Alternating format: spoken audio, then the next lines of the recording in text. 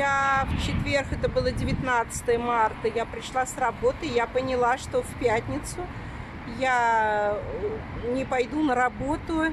Я не знала, чем я заболела, как и что, но для себя я сделала вывод, что я должна обратиться к врачу. Так как мне позвонили с Роспотребнадзора, что я в группе риска, как я себя чувствую, значит, что у меня возможен был контакт с человеком, который вернулся из-за границы, то в пятницу с утра ко мне приехали с Роспотребнадзора, потом приехали с нашей больницы, моей, вот куда я, в общем-то, обращаюсь. Вот. А врач приезжала, она сразу назначила мне лечение на дому. Вот. Температура была 37,5 где-то. Вот. Потом температура нормализовалась, но состояние, в общем-то, не улучшалось. И хотя ежедневно мне звонили с Роспотребнадзора, спрашивали, как я себя чувствую, оставили все телефоны, куда я могу обратиться в случае, если почувствую себя плохо. То есть постоянно на связи. Но я вроде, горло, не первый раз болела. Я общалась с ним 16-го. Это был понедельник, а почувствовала себя я плохо в четверг вечером, то есть быстро. Значит, в пятницу, субботу, воскресенье я была дома. Пока меня не забрали, я из дома не вышла. Мне сестра приносила еду, возле двери оставляла, я выходила, забирала. Но это, наверное, все-таки сознание у людей должно быть, что тут уже все взрослые, мы не только за себя отвечаем, а уже за тех, кто рядом, кто живет рядом, у всех же дети, семьи. В понедельник мне позвонили с Роспотребнадзора и сказали, что у вас анализ, значит, не очень хороший, так мне сказали, и давайте все-таки госпитализироваться, посмотрим уже, как говорится, под наблюдением врачей. Когда поступила, очень слабость была, сильная головная боль. И горло вот, прям сильно царапало, как наждак. И не только горло, а вот все во рту.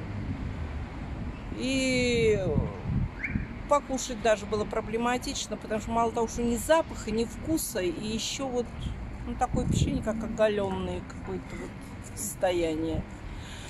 А по мере прохождения дней, значит, стала налаживаться, видно, флора вся внутри, и уже общее состояние стало улучшаться. То есть горло перестало царапать. Вот. В какой-то момент я утром проснулась, я поняла, что с горлом уже все в порядке. Вот. А то можно было утром проснуться и чувствовать, что сильная сухость. То есть вот это отличалось гораздо от обычного состояния. Кашель у меня как таковой так и не появился, потому что флюорографию мне делали там часто. Вот. Но, значит, осталось, видно, все в верхней части, потому что с первого дня лечения было, видно, правильно назначено, а в больнице тем более там врачи подобрали, уже имея, конечно, и анализы все брали постоянно, кровь, все. В чем я болела не раз по жизни, всякими ОРВИ и гриппы эти всякие разновидности. Что я заметила, я стала чистить мандарины, я не поняла, что это мандарин. То есть запахи абсолютно, я его пыталась, что это, меня это очень удивило. И потом я поняла, что я не чувствую никакого запаха, ни еды, ни у меня с собой косметичка была, то есть ничего не чувствовала. А вот где-то, когда 10 дней уже пролежала в больнице, вернулась.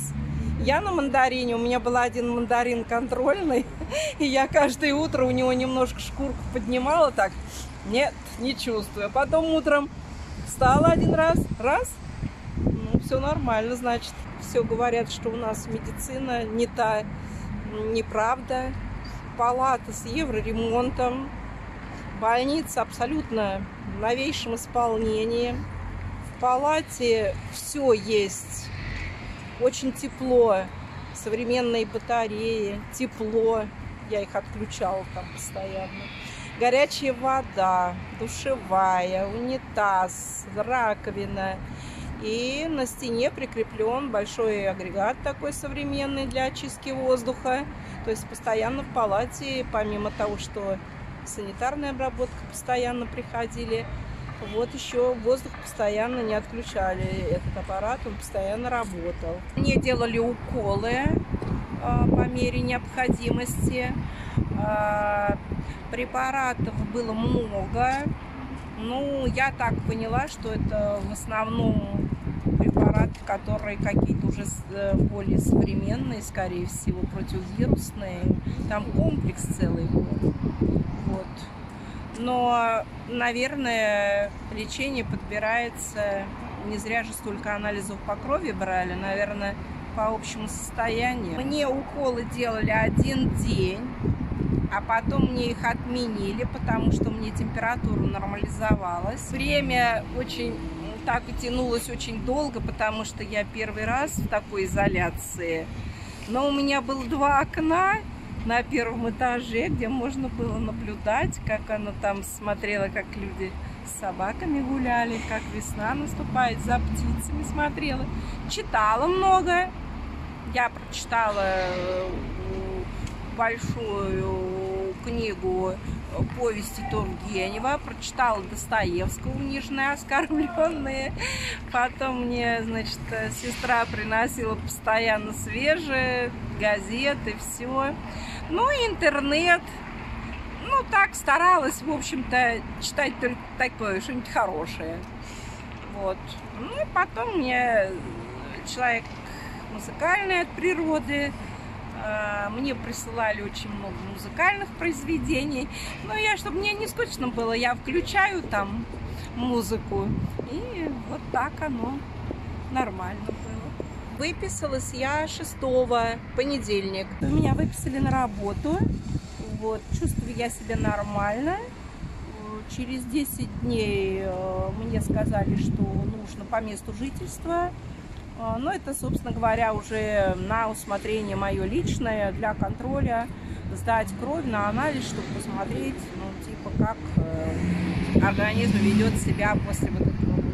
Я считаю, что каждый человек, у него столько дел еще на земле. Ну, наверное, надо ориентировать себя вот только на позитивное, ну, а заболевания, они же разные бывают. Ну что, надо воспринимать. Я считаю, что побольше оптимизма, Достоевского, Тургенева с собой. Нормально все. Лимоны были со мной, имбирь был со мной с медом. Ну, народные средства, ну, я не знаю. Я все-таки врачам доверяю. Я не против, там вот говорят, и крапиву отварить, там же витамины и все. Ну, я все-таки за медицину. Я благодарна врачам. Вы знаете, все-таки люди работают в одежде, которая, наверное, не очень удобная. Вот. Но я не заметила чувства раздражения какого-то.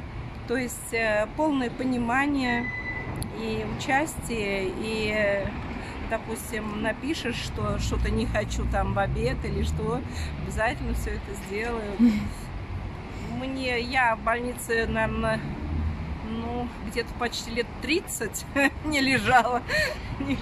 Вот. Поэтому, как вот в основном люди боятся попадать в больницу, я убедилась, что там все на высшем уровне. Лично